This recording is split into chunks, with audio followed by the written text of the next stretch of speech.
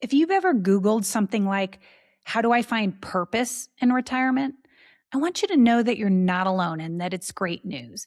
It's a sign that something is working in you. It means you're not willing to sleepwalk through the most powerful decade of your life. The problem isn't retirement. The problem is that when people retire from their job, many accidentally retire from meaning. And the human nervous system does not love that. Your brain is smart. It wants a reason to get up in the morning. It wants a mission. It wants to know why it should mobilize energy and attention and effort today. So if you're sitting there thinking, I have time, I have options, I'm not in crisis, and yet I feel kind of flat, that is valuable information. Imagine for a moment your typical Tuesday. You wake up and there's no alarm, no urgent email, no meeting you have to prepare for. No one is depending on you in a clearly defined way. And for a while, that feels amazing. You think, finally, I earned this. And of course you did. But then this weird thing starts happening. The days are pleasant, but they start to blur together. The calendar is empty, but your mind doesn't feel free. You have more time, but you lose momentum. And then you start wondering, is this it? Is this all there is? So today I want to give you a framework for what I call the purpose pivot. We're going to talk about how to move from a retirement that is only about recovering from your career or parenthood to a next act that continues to have impact without feeling like you stepped into a second job. And along the way, I'm going to challenge a couple of myths that we inherited about what these years are supposed to look like. Before I go any further, though, I want to be clear that I don't think there's anything wrong with rest and recovery. Leisure is nothing to feel guilty about. If you spent decades grinding, caregiving, surviving, raising kids, managing life, you just may need a season of decompression. I'm not here to shame anyone for that, but research shows that long-term fulfillment usually requires more than comfort. Comfort can be a trap. It's a blessing, of course, but it's not purpose. And if you're thinking, okay, but how do I find purpose? I'm going to ask you to tweak that question a little. Ask instead, how do I create purpose? Because purpose isn't something you find like a lost set of keys. Purpose is something you build. You design it. You prototype it. You experiment your way into it. Most of us were handed a cultural script that goes something like this.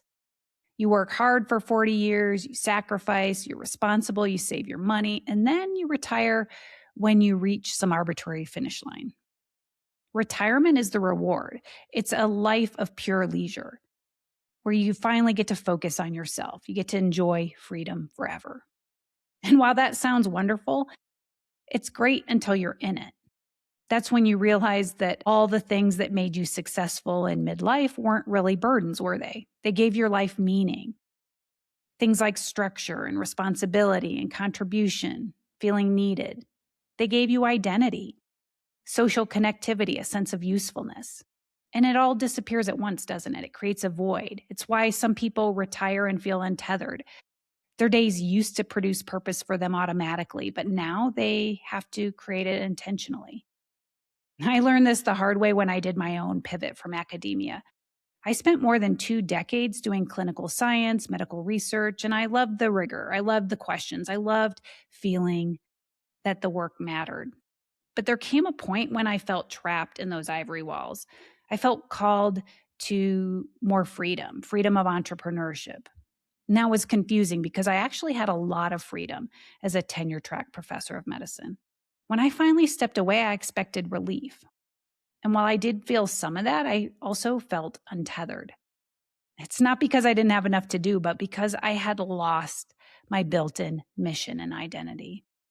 I didn't need more freedom. I needed to create a new identity. Mission also ties to Wealthspan. When people hear wealth, I think they just think money. How long will my money last? Did I save enough? Can I afford healthcare?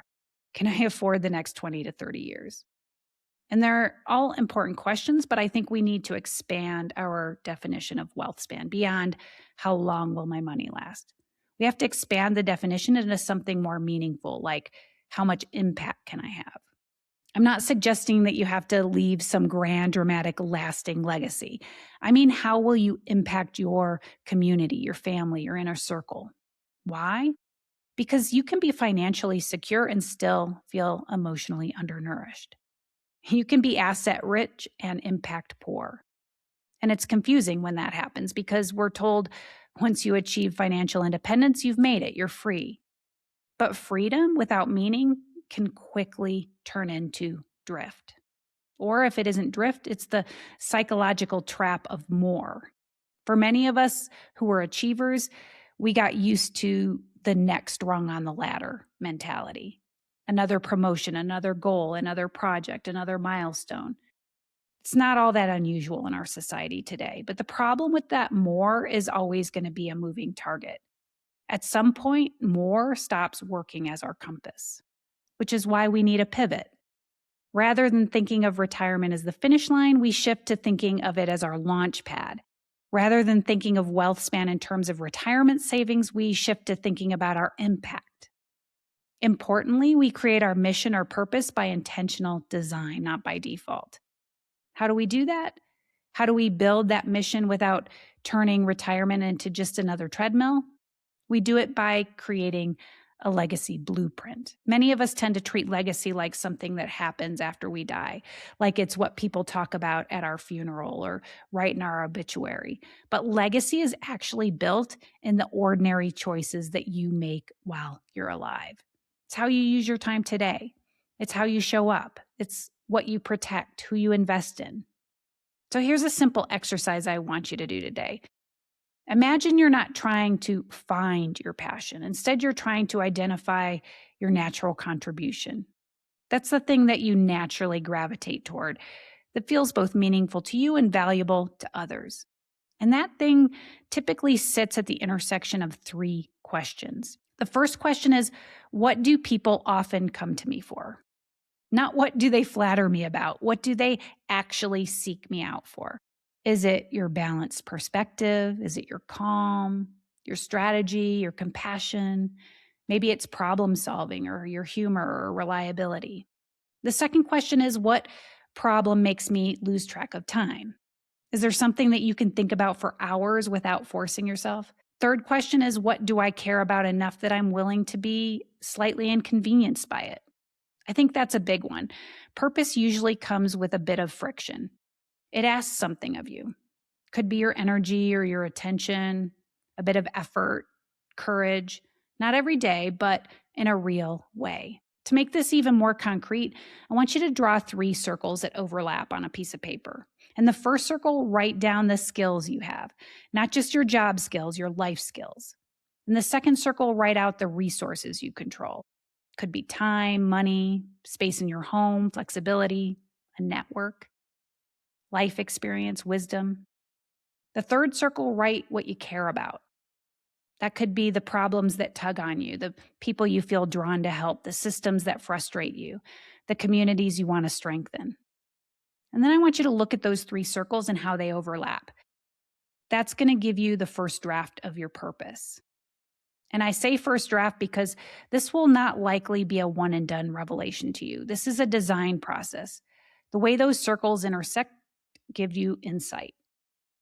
Just to give you an idea how this looked for me when I did the exercise, in the skills circle, I, of course, had my degrees and certifications like my PhD in physiology, health coaching, licensed realtor, accredited investor. I also have a lot of hard skills that come along with those, like expertise in statistics and scientific method, managing rental properties, coaching, exercise training, menopausal health. That's just to name a few.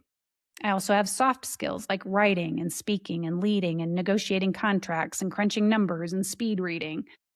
And those are just work-related skills. I have a variety of life skills that round me out, like being good at organization and time management, attention to detail, and so forth. In the resources circle, there's a lot too. I have an abundance of love for others, a supportive husband, multiple investment properties, a broad social network. When it comes to what I care about, the things I could think about and talk about for hours, the things that people come to me for advice on, that's going to be obvious to you. It's all about long-term health and home fit. I absolutely love helping people create their best next act. When you see how my three circles intersected, this podcast was an obvious outcome of that. It's my passion project. But I want to add something that I think often gets lost in the conversation about meaning: your environment. It's going to either support you, it's going to support your purpose, or it's going to quietly drain it. If your home is high maintenance, it's isolating, expensive to run, or physically mismatched to your body, it will tax your energy. And purpose requires energy. The wrong environment will choke off your purpose before it even starts.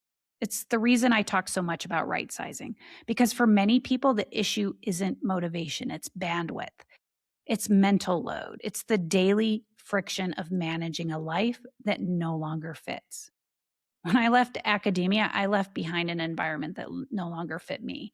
I left behind a long 2-hour commute that no longer fit. And let me tell you, it breathed life into my lungs.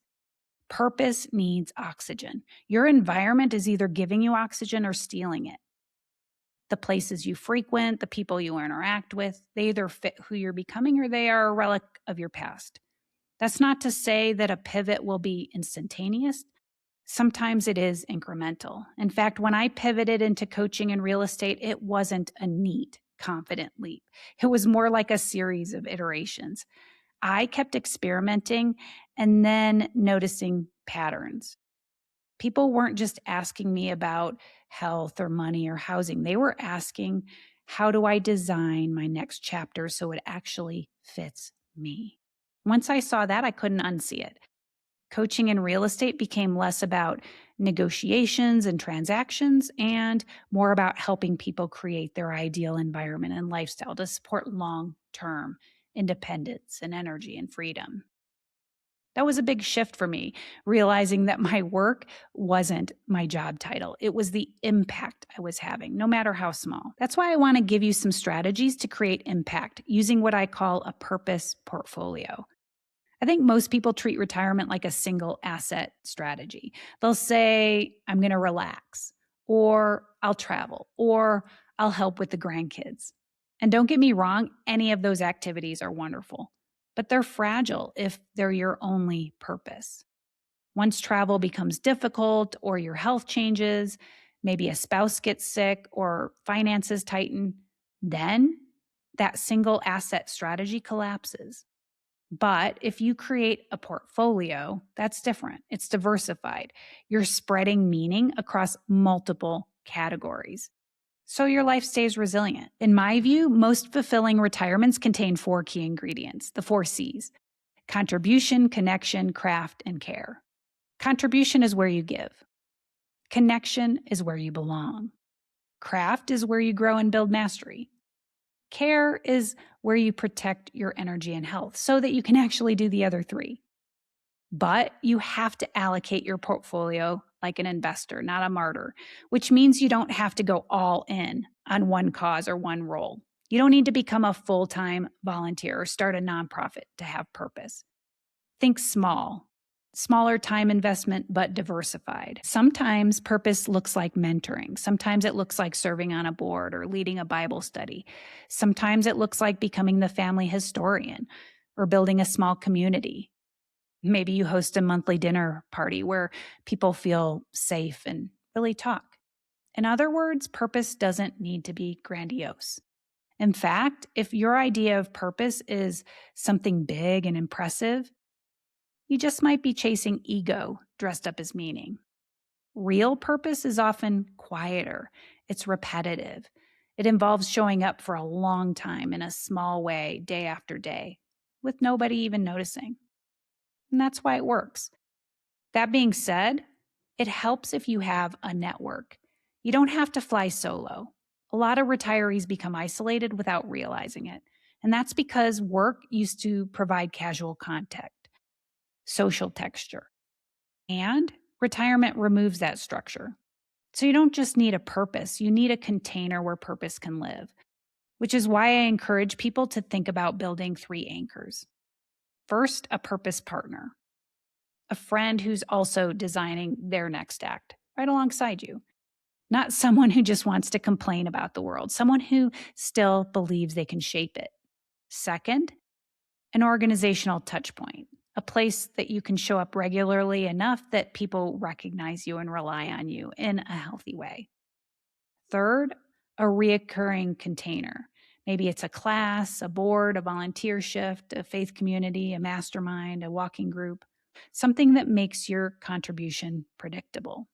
And here's the part that's going to relieve some pressure if you're thinking, but I still don't know what my purpose is. It's totally fine. It's normal. It's not failure. It's a starting point. And instead of waiting and hoping for certainty, I encourage you just to do a simple 30-day experiment. It'll be low stakes, but it'll give you lots of information. Just choose one small commitment that you can test drive this month. For example, go mentor one person who needs it. Keep it simple. Just take them to coffee, ask how things are going, and then really listen. Or go volunteer at a place that you care about. You don't have to make a long-term commitment. Just see if you can help out once or twice. If there's a group you've been considering, attend a couple of meetings, get a feel for it. If you have a small project that's been tugging on you, just go through some initial planning steps. If you do nothing else this month, at least do a bit of scouting. Research 3 organizations in your community and reach out to one of them. Nothing heroic, just an experiment. And at the end of that 30-day experiment, don't ask, was it perfect? Ask, did it energize me? Did it connect me? Did I feel more like myself? When I launched this podcast 2 years ago, I didn't do it because I thought, oh, good, I need something else on my plate. I did it because I kept having the same conversations with people. The podcast just became my way of answering that question broadly to more people and providing an actionable framework.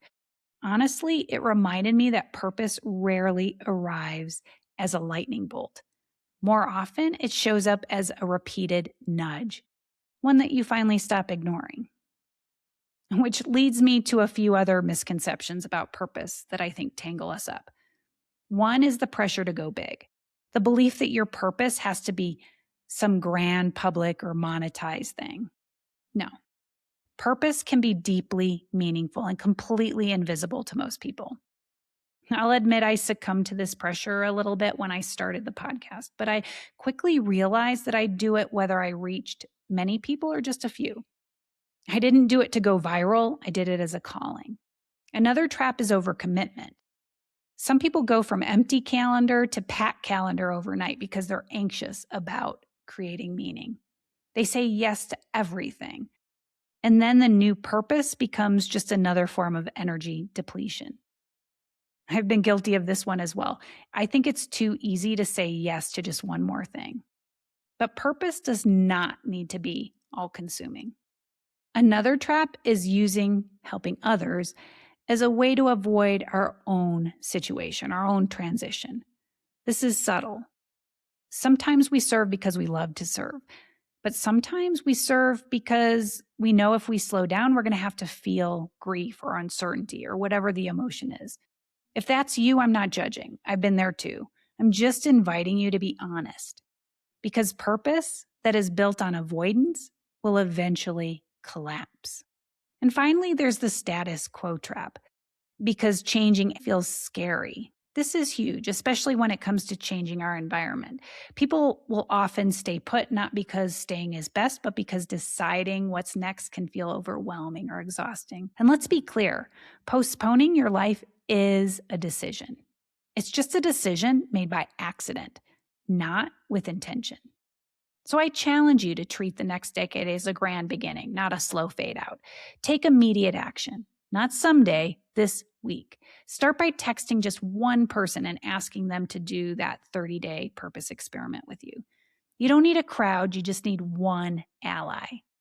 Share this podcast with them and get going. And if you find that a part of what's blocking your purpose is that your home is consuming your energy, whether it's physical or financial or emotional, that's not a character flaw, that's a design problem, but it's solvable. And it's exactly why I created my right-sizing readiness quiz. You'll find a link in the show notes. Take that quiz to get clear on whether your home is a support system for your next act or it's an anchor. And listen, if you've been feeling that untethered feeling, that drift, that quiet question of what now, I want you to hear this. It's a good sign. It tells me you're not done. You're at the doorway of a new life design. And better yet, you're in good company here at Next Act Ninjas. So keep coming back. Until next time, my friends, live well, love more, age less.